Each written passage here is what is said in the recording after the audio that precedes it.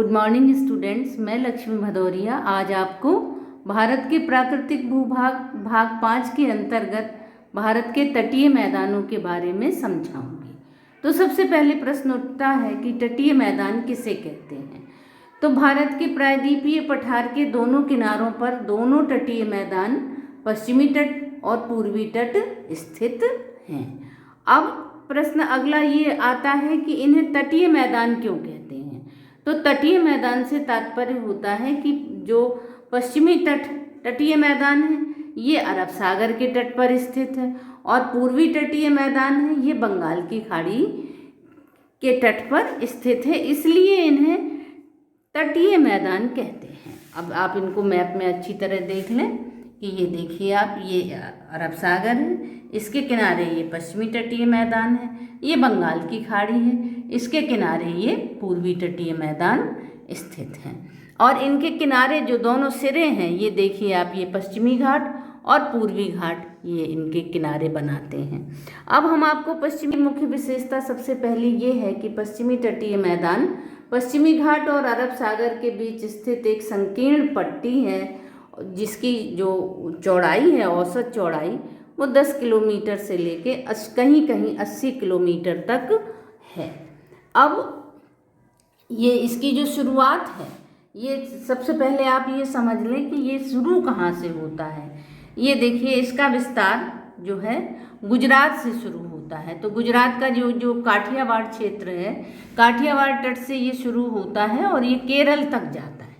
कहाँ तक जाता है ये? केरल तक। आपसे प्रश्न पूछा जाएगा कि ये पश्चिमी तटीय मैदान कहाँ से कहाँ तक शुरू होता है, तो आप इसका उत्तर लिखेंगे कि पश्चिमी तटीय मैदान गुजरात के काठियावाड़ से शुरू होकर केरल तक जाता है। और फिर इस तटीय मैदान को 3 भागों में बांटा गया है। कितने भागों में बांटा गया है? इस तटीय मैदान को 3 भागों में बांटा गया है। सबसे पहला वाला कोंकण तट कहलाता है जो मुंबई से गोवा तक है, और दूसरा है कन्नड़ मैदान जो कर्नाटक से लगा भाग है, और तीसरा मालाबार तट है, ये केरल राज्य तक है। अब इनको आप मैप में देख लीजिए, इनकी भौगोलिक स्थिति अच्छे से देखिए कि ये कोंकण तटीय मैदान है, ये आप मुंबई से गोवा तक का है। ये कन्नड़ मैदान है, ये कर्नाटक राज्य से लगा हुआ है, और मालाबार तट है, ये केरल से लगा हुआ है। और ये इसके तीनों भाग हो गए। अब इसकी अगली विशेषता बताते हैं कि पश्चिमी तट की जो नदियां हैं ये कैसी हैं? छोटी हैं, क्योंकि ये पश्चिमी घाट से निकलती हैं। तो ये पश्चिमी घाट की जो ढलान है इससे जब उतरती हैं तो ये झरनों का निर्माण करती हैं। अब इनमें आपने दूधसागर और अम्बोली के झरनों का नाम सुना होगा।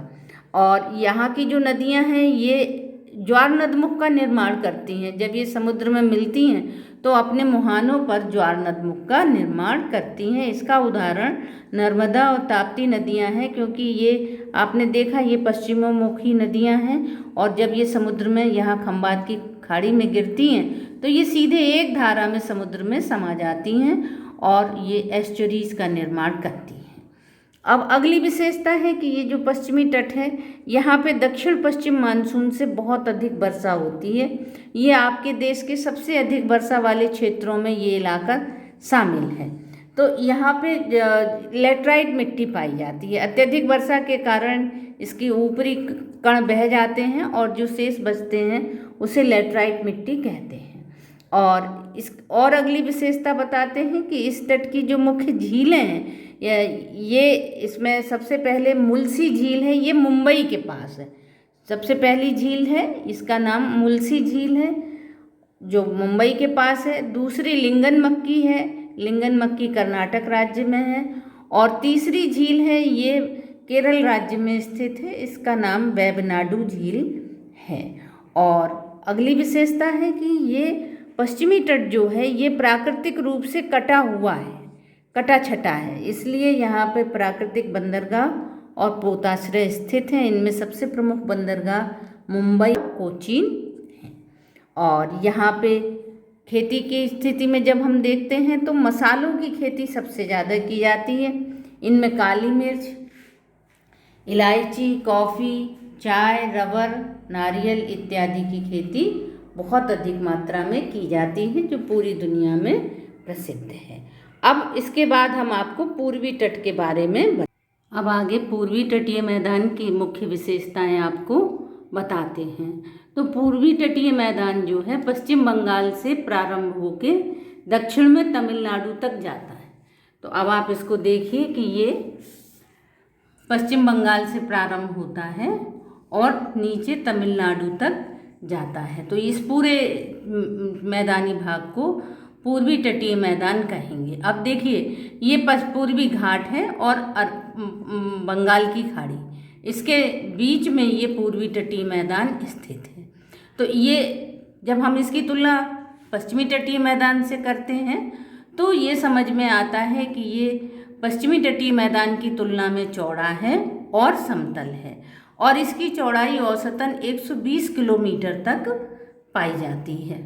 फिर इसकी अगली विशेषता जो आपको बताते हैं कि इसे मुख्यतः 2 भागों में बांटा गया है। कितने भागों में बांटा गया है? 2 भागों में बांटा गया है। यहाँ पश्चिम बंगाल से लेके ये आंध्र तक का जो मैदानी क्षेत्र है, इसे उत्तरी सरकार मैदान या उत्तरी सरकार मैदान कहते हैं, और जो दूसरा भाग है ये तमिलनाडु का, इसे कोरोमंडल तटीय मैदान कहते हैं। ये जो मैदान है ये कोरोमंडल तटीय मैदान कहलाएगा, और इसके ऊपर ये आपका उत्तरी सरकार मैदान कहलाता है। अब इसकी जो और अगली विशेषता है पूर्वी तटीय मैदान की, कि पूर्वी तटीय मैदान की जो नदियां हैं ये विशाल डेल्टा का निर्माण करती हैं। इनमें सबसे पहले महानदी, फिर गोदावरी, कृष्णा और कावेरी नदियां, चूँकि ढलान पूर्व की ओर है इसलिए इन नदियों का बहाव अत्यंत मंद है।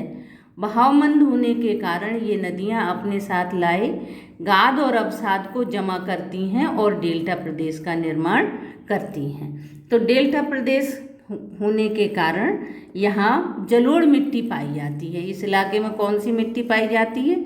जलोढ़ मिट्टी पाई जाती है, जो बहुत उपजाऊ होती है। इसलिए यहाँ की मुख्य उपज चावल, गन्ना, गेहूं और दालें हैं।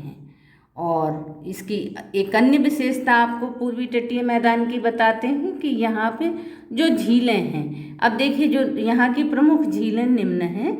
इनमें सबसे पहले चिल्का झील आती है, ये उड़ीसा राज्य में स्थित है और ये खारे पानी की आपके देश की सबसे बड़ी झील है। और दूसरी झील है कोलेरू झील, ये झील गोदावरी और कृष्णा नदी के बीच में स्थित है। और तीसरी झील है पुलिकट झील, ये तमिलनाडु राज्य में स्थित है और ये इतनी विशाल है कि जो श्रीहरिकोटा द्वीप है वो इसी के किनारे पर बसा हुआ है।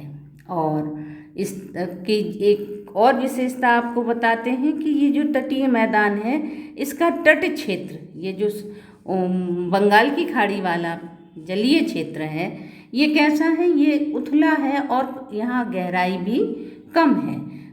यहाँ पे जो बंदरगाह हैं वो कृत्रिम हैं।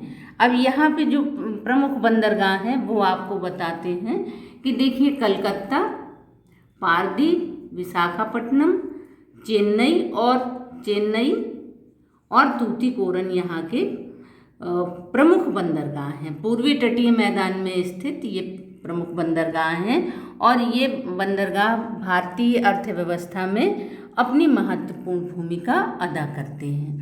तो ये तो हमने आपको पूर्वी तटीय मैदान और पश्चिमी तटीय मैदान की विस्तृत व्याख्या की, विस्तृत जानकारी दी। आशा है ये आपके लिए उपयोगी सिद्ध होगी। Thank you.